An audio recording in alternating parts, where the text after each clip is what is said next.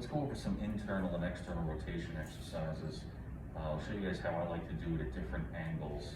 We discussed a bit in class about how people kind of get stuck either going neutral or we kind of go into this 90-90 position. So I'll show you a couple of ways that I like to do everything in between, because I think that's important in building stability throughout all these ranges of the shoulder. So, you know, regular external rotation with a band, pretty simple, right? I can put a pad here, scapular engagement. This is similar to what we discussed at the sideline external rotation. You can see elbow stays at 90 roughly. This is a simple exercise, but now what if I want to start to build this out? One thing that I'll do, if this is a foam roll, it's a little smaller than average, but I'll have someone try to perform the same exercise now with the roller here. So now I've added, let's call it 30 degrees or so of abduction into the exercise. What I may then also want to do is lower this down, because now the trajectory of my arm changes.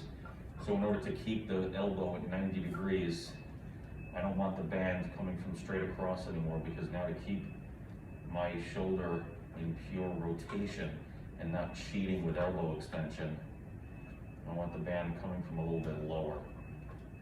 Now it gets tricky to have the patient do this on their own, as you want to go a little bit higher than this.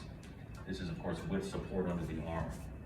So if I want to go a little bit higher, maybe while I'm with the patient, I hold them. I will stand behind them and I'll just support their elbow. And again, this is so that the deltoid doesn't have to work.